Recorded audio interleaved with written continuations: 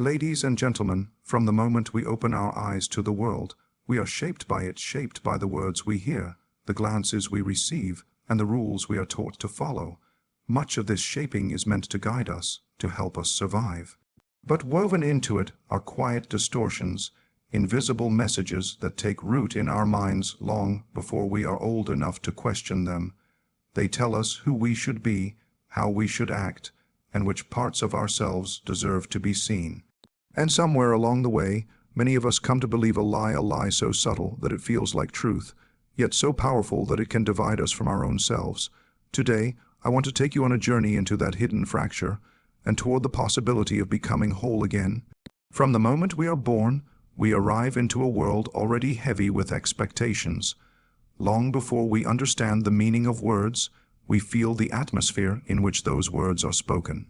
A baby senses approval and disapproval not through language, but through tone, touch, and the rhythm of attention. And so, without anyone sitting us down to explain it, a silent message begins to take root. There is a certain way you must be in order to be accepted. At first, this might seem harmless. Parents and teachers guide children to behave, to share, to achieve. But in the process, something more insidious can slip through. Each time a child's natural expression is met with criticism rather than curiosity, they learn that some parts of them are acceptable and others must be hidden away. The world is rarely aware of the damage this creates because it wears the mask of good intentions. A parent might say, "You could have done better," to encourage ambition, or "Don't cry," to build resilience, unaware that the child's mind translates it into something far more dangerous. "You are not enough as you are." This is the essence of the childhood, lie the belief that your worth is conditional on being quiet enough, smart enough, pretty enough, strong enough, obedient enough, conditional on suppressing your own truth to fit the mold of someone else's comfort. In this way, the child begins to divide themselves into parts: the visible self that earns approval and the hidden self that stores everything deemed unacceptable. For some, this hidden self contains anger and frustration. For others, it holds wild creativity, deep sensitivity, or unconventional dreams. None of these qualities are inherently wrong, yet the child learns to treat them as threats. To protect themselves from rejection, they cover them with layers of pretense. The persona, or mask, is formed a carefully crafted image built to survive in the social world. The tragedy is that this mask often becomes so convincing that even the child begins to believe it is who they truly are. They forget that it is only an adaptation, not their essence, and as the years pass, the split grows deeper. Approval becomes addictive, disapproval becomes unbearable, the opinions of others shape decisions, careers, relationships, and even the boundaries of thought. The original self, raw, instinctive, and unfiltered, fades further into the shadows. When a child is told, directly or indirectly, that they must become something other than themselves to deserve love, they stop asking the most important question: who am I beneath all this? Instead, they ask, who do they want me to be? Every achievement, every act of compliance, every attempt at self-improvement becomes an answer to that second question, leaving the first unanswered. This conditioning doesn't happen in grand, obvious moments. It hides in the smallest details, the sigh of disappointment when a drawing is messy, the pride in a child who wins, contrasted with the quiet ignoring of the child who simply enjoyed the game, the punishment for speaking too loudly in a voice that was simply full of life, the dismissal of feelings that seemed too big for the adult to handle. These moments are absorbed, one by one, until the child internalizes a simple equation: my value equals my ability to please. Over time, this belief begins to shape the nervous system itself. A smile from an authority figure brings relief, while disapproval triggers anxiety or shame. Entire patterns of thought develop around avoiding mistakes and avoiding conflict. The natural impulses of curiosity, rebellion, and emotional honesty are traded for predictability, control, and the safety of blending in. The child becomes skilled at scanning faces, reading moods, and adjusting themselves accordingly, not as an act of empathy, but as a survival strategy. This is how the childhood lie becomes so deeply embedded that it can be carried into adulthood without ever being questioned. Even in moments of independence, the echoes of those early messages remain. A person may achieve great things, yet still feel like a fraud if they are not living up to the image they think others expect. They may crave love but distrust it, fearing that it could be withdrawn the moment they fail to perform. They may find themselves unable to rest, constantly striving, because rest feels like falling behind in the race to be enough. Childhood lie is not simply a story told once. It is a script repeated until it becomes indistinguishable from reality. It shapes the way a person sees themselves, the way they interpret the world, and the way they measure their value. It is not a harmless misunderstanding, it is a deep fracture in the relationship between the self and its own worth. A fracture that begins quietly, long before the child has the words to name it. From the earliest moments of life, a child learns that the world responds differently to certain parts of who they are. Some parts draw warmth, smiles, and praise. Others provoke silence, frowns, or correction. The child does not yet have the capacity to question why this is so. They only know that some expressions of themselves seem safe, and others are dangerous to reveal. To navigate this invisible map of approval and disapproval, they begin to construct something, an outer shell, a version of themselves carefully shaped to meet the expectations of those around them. This is the mask. It is made of smiles when they feel sadness, obedience when they feel rebellion, politeness when they feel the urge to speak freely. It is a work of art built for survival. At first, the mask may be worn lightly.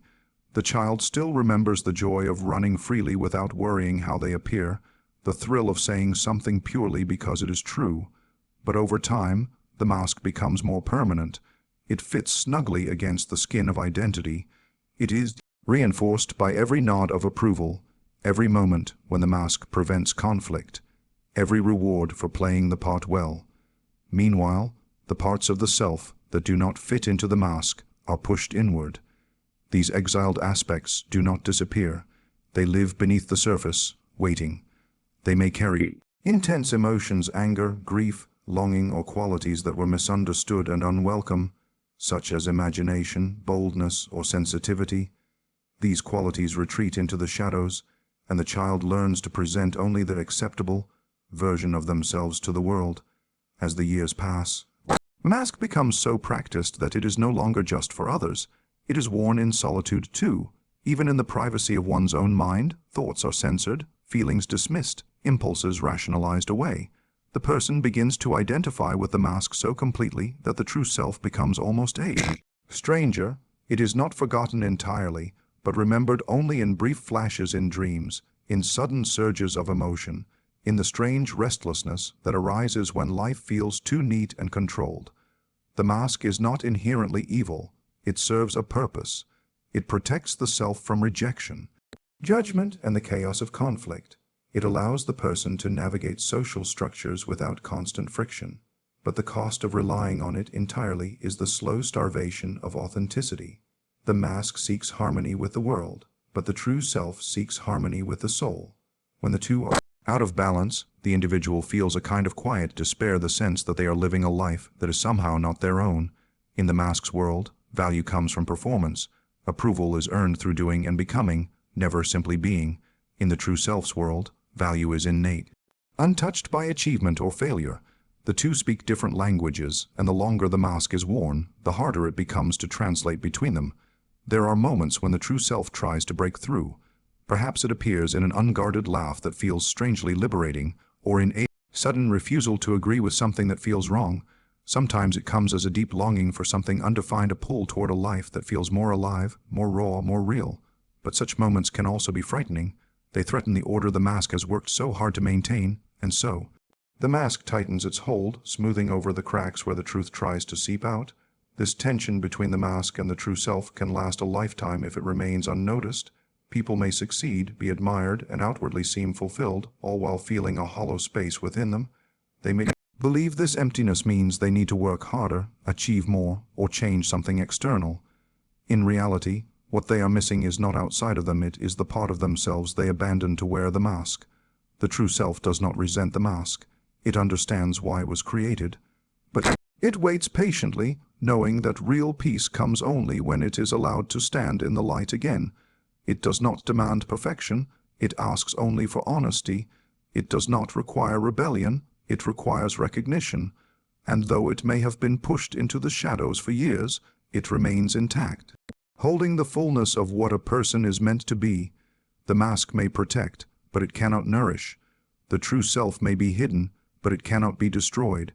Between these two forces lies the quiet drama of a life, the dance between survival and authenticity, between who the world taught us to be and who we have always been beneath the surface. The division does not happen all at once. It begins as a faint line, almost invisible, somewhere between what is felt and what is shown.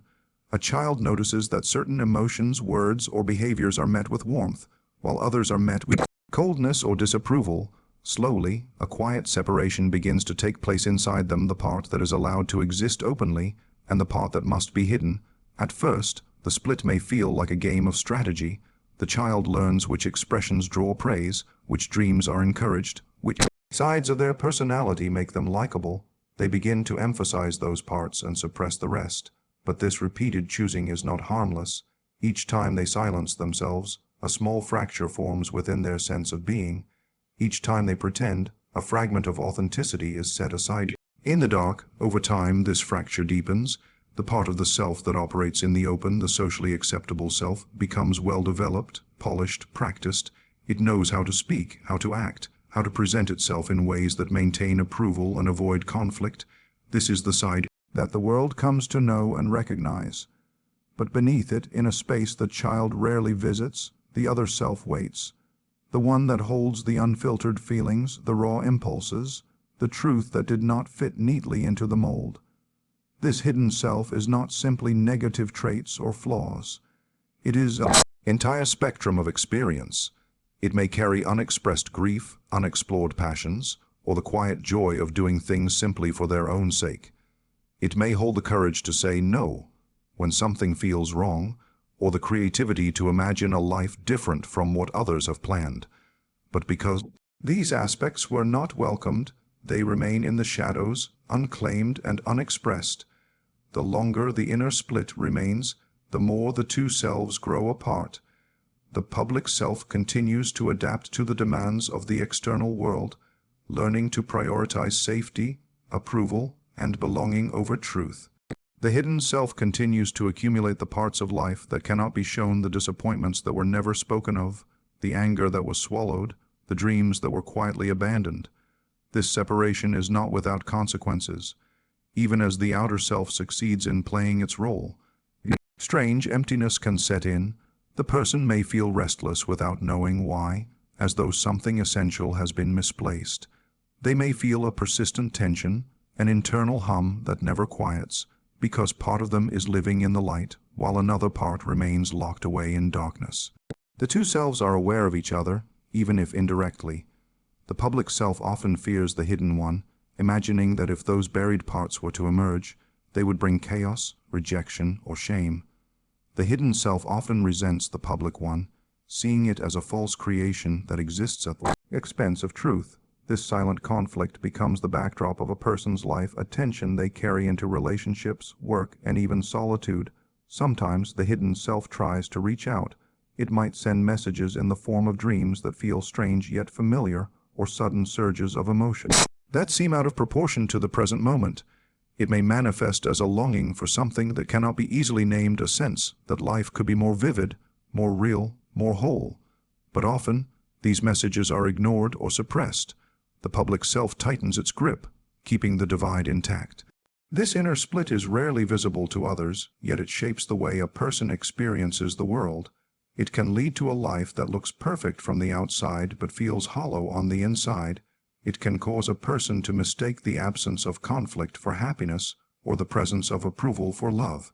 It can create patterns of self-denial so subtle that they become indistinguishable from personality. The split is not static, it shifts and changes over time. Certain events may widen it: betrayal, loss, moments when the truth is punished rather than honored. Other events may bring the two sides closer, such as encounters with people who see through the mask or experiences that demand raw honesty. But unless the division is recognized, the self remains divided, living in two worlds that rarely meet. Inside, there is always a pull toward integration, a quiet knowing that the split is unnatural. The human psyche is not designed to live in pieces. It longs for the return of what was lost, for the reconciliation between what is shown and what is hidden.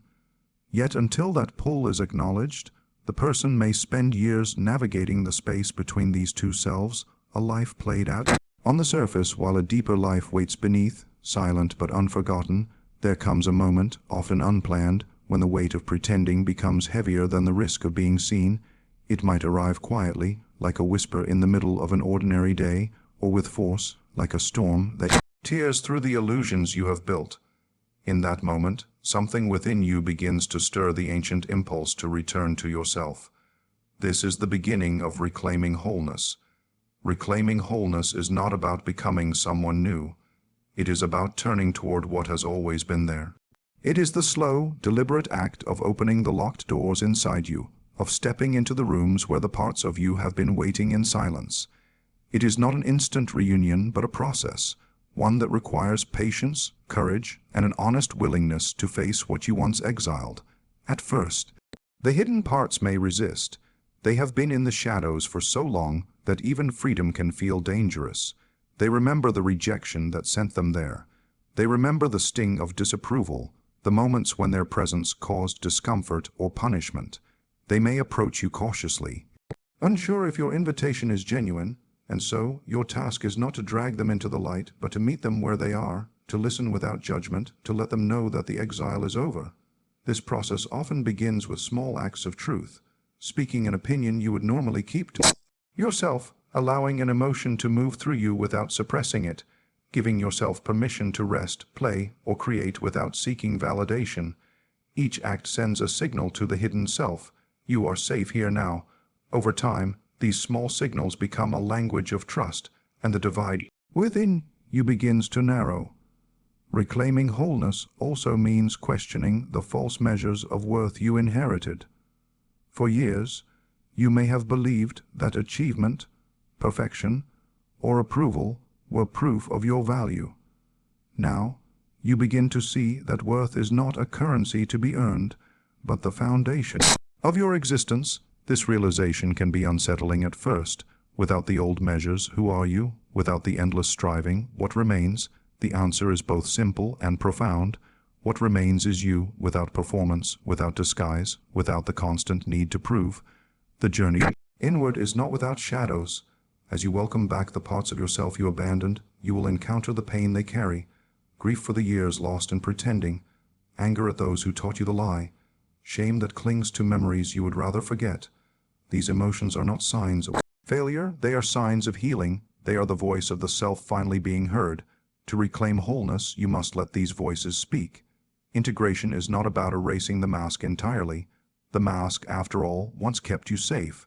But it is about loosening its grip, about wearing it when you choose rather than when you must. It is about knowing that behind every role you play, the full truth of you remains intact. When the mask and the true self can exist side by side without hostility, the inner split begins to mend.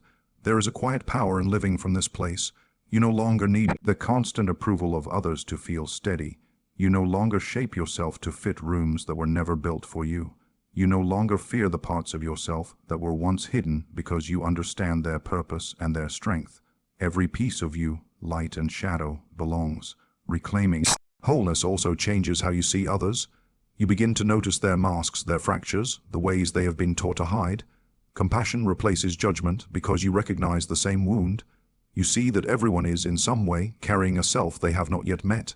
And sometimes, by living openly in your own wholeness, you give others permission to begin their own return. The path is rarely straight. There will be moments when you slip back into old patterns, when the mask feels easier than the truth. But even then, you will not be where you started. You will know the way back to yourself, and that knowing changes everything. It becomes a compass, quietly guiding you toward the life that feels most alive, most real, most yours. Wholeness is not a final destination. It is a living relationship with yourself, one that deepens as you continue to meet each part of you with honesty and acceptance. It is the recognition that the self you once hid was never broken, only waiting for the moment you would be ready to return. The story you carry about yourself is not fixed. The pieces you were told to hide, the truths you were taught to doubt, the feelings you were told to bury, they are not lost. They are still here, waiting for your return. Reclaiming them is not rebellion against the world. It is an act of loyalty to the deepest part of your being.